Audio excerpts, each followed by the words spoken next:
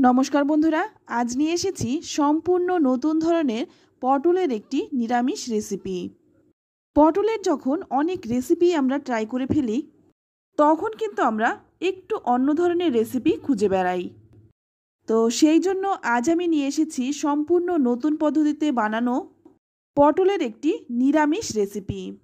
আর এটা কিন্তু আপনারা গরম ভাত, রুটি, পোলাও, ফ্রাইড রাইস সব কিছুর সঙ্গে সার্ভ করতে পারেন। খেতে দুর্দান্ত হয়। তাই এই গরমে পটল থাকতে থাকতে একবার এই রেসিপিটি ট্রাই করুন। আশা করছি আপনাদের ভীষণ ভালো লাগবে। তাহলে চলুন দেখে নেওয়া যাক। প্রথমেই এখানে নিয়েছি পটলগুলো কিন্তু আমি ভালোভাবে পরিষ্কার করে ধুয়ে নিয়েছি। তারপর পাতলা খোসাটা ছাড়িয়ে এবার একটু একটু করে পটলের মোটাভাবে খোসাটা ছাড়িয়ে নিচ্ছি। তো এইভাবে কিন্তু সমস্ত পটলের খোসাগুলো আমি ছাড়িয়ে নিলাম। এবার এই পটলের গায়ে একটু কাট লাগিয়ে নেব, যাতে করে পটলের মধ্যে মশলাগুলো খুব ভালোভাবে ঢুকে যায়। আর এইভাবে যদি একটু কেটে নেওয়া হয় তাহলে কিন্তু মশলাগুলো খুব ভালোভাবে পটলের মধ্যে ঢুকে যেতে পারবে। তো এই একই রকমভাবে সবগুলো পটলের কিন্তু কাট লাগিয়ে নিয়েছি।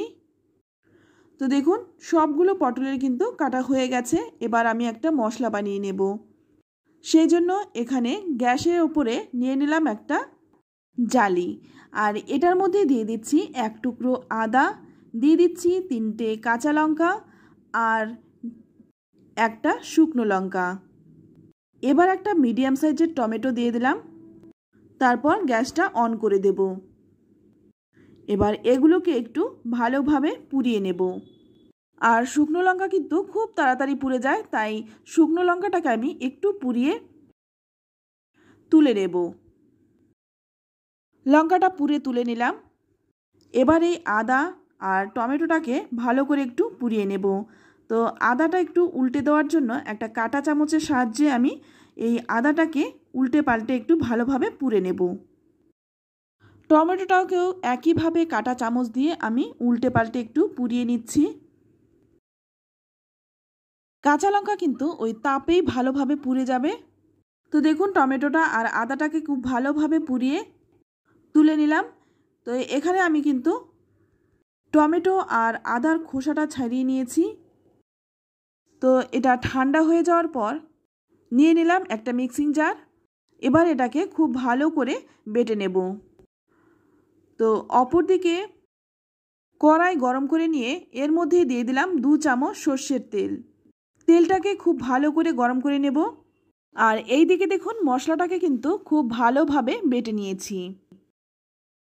এবার তেলটা ভালো করে গরম হয়ে গেলেই এর মধ্যে দিয়ে দিচ্ছি সামান্য একটু লবণ আর দিয়ে দিচ্ছি সামান্য একটু হলুদ গুঁড়ো। এবার আগে থেকে কেটে রাখা পটলগুলো দিয়ে দিলাম।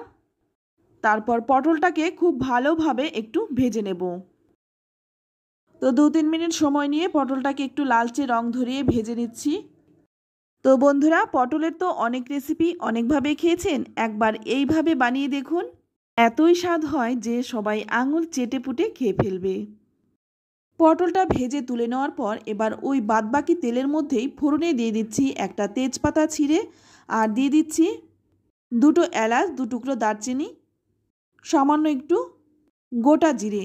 এবার ফোড়নটাকে একটু ভেজে নিয়ে ফোড়নের থেকে যখন মিষ্টি গন্ধ বেরোবে তখন এর মধ্যে দিয়ে দেব বেটে রাখা মশলাটা। মশলার জারটা ধুয়ে সামান্য একটু জলও দিয়ে দিলাম। এবার এই জলটা শুকনো পর্যন্ত মশলাটাকে খুব ভালো করে কষিয়ে নিতে হবে, যাতে মশলা থেকে তেল বেরিয়ে আসে। তো দেখুন 2-3 মিনিট সময় নিয়ে মশলাটাকে খুব ভালো করে কষিয়ে নিয়েছি, আর মশলা থেকে কিন্তু তেলও ছেড়ে দিয়েছে। এবার এর মধ্যে দিয়ে দিচ্ছি 1 চামচ ফ্যাটানো টক দই, দিয়ে দিচ্ছি সামান্য একটু হলুদ গুঁড়ো, আর 1 চামচ দিয়ে দিচ্ছি ভাজা জিরের গুঁড়ো, স্বাদ মতো লবণ, আর দিয়ে দিচ্ছি স্বাদটা ব্যালেন্সের জন্য সামান্য একটু চিনি। এবার এই সমস্ত কিছু দিয়ে খুব ভালো করে একটু কষিয়ে নেব।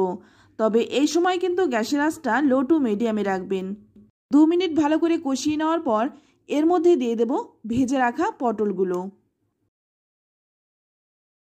পটলটা দিয়ে ভালো করে মশলার সাথে মিশিয়ে নেব। তো বন্ধুরা, আমার এই রেসিপিটি আপনাদের কেমন লাগছে অবশ্যই কমেন্টে জানাবেন। যদি ভালো লাগে আমার এই ছোট্ট চ্যানেলটিকে সাবস্ক্রাইব করবেন, আর একটা লাইক করতে কিন্তু ভুলবেন না। তো সামান্য একটু জল দিয়ে দিলাম যাতে মশলাটা খুব ভালো করে কষানো যায় আর পটলের সাথে খুব ভালোভাবে মিশে যায়। তো ভালো করে নেড়েচেড়ে মিশিয়ে নিয়ে এবার একটা ঢাকা দিয়ে 2 মিনিট রেখে দেব।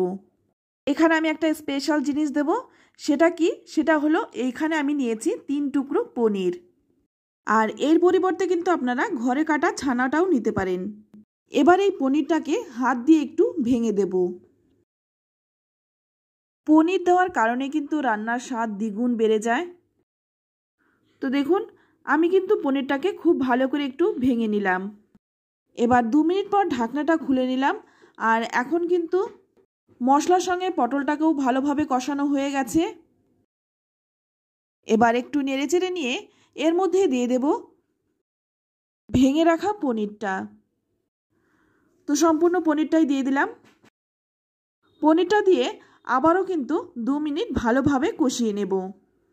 তো বন্ধুরা এইভাবে পটল রান্না করলে যারা পটল খেতে অপছন্দ করে কিংবা পটল একদমই খেতে চায় না তারাও কিন্তু আঙুল চেটে খাবে।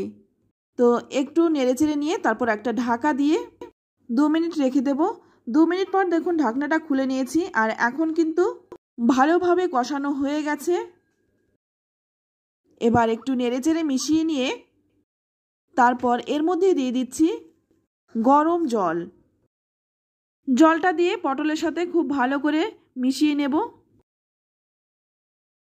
তো ভালোভাবে মিশিয়ে নেওয়ার পর 1 মিনিটের মতো একটু ফুটিয়ে নেব। তারপর গ্যাসের আঁচটা একদম কমিয়ে দিয়ে 1 মিনিট ঢেকে রাখবো। ঢাকনা খুলে একটু নেড়েচেড়ে দেব যতক্ষণ না গা মাখা হচ্ছে। তো দেখুন একদম কিন্তু গা মাখা হয়ে গেছে। এবার নামানোর আগে দিয়ে দিচ্ছি 1 চামচ ঘি। যেহেতু এটা নিরামিষ রান্না তাই 1 চামচ ঘি দিলে কিন্তু এর স্বাদ আরও দ্বিগুণ বেড়ে যাবে। ঘিটা দিয়ে ভালো করে নেড়েচেড়ে একটু মিশিয়ে নিচ্ছি। তারপর একটা ঢাকা দিয়ে রাখবো যতক্ষণ না পরিবেশন করছি। তো বন্ধুরা একটু পরিবেশন করে দেখিয়ে দিচ্ছি। দেখুন কতটা সুন্দর হয়েছে, খেতেও কিন্তু দুর্দান্ত হয়। আর এটা কিন্তু যে কোনো কিছুর সাথে সার্ভ করতে পারেন। যারা নিরামিষ খেতে পছন্দ করেন তাদের তো ভীষণ ভালো লাগবে। আর যারা পটল খেতে পছন্দ করে না তাদের এইভাবে একবার বানিয়ে দিন, খেয়ে কিন্তু তারাও আঙুল চাটবে। তো রেসিপিটি কেমন লাগলো অবশ্যই কমেন্টে জানাবেন। ভালো লাগলে লাইক কমেন্ট শেয়ার করবেন। আর আপনি যদি আমার চ্যানেলে নতুন হয়ে থাকেন চ্যানেলটা সাবস্ক্রাইব করে নেওয়ার অনুরোধ রইল। আজ এই পর্যন্তই। সকলেই ভালো থাকবেন, সুস্থ থাকবেন। ধন্যবাদ।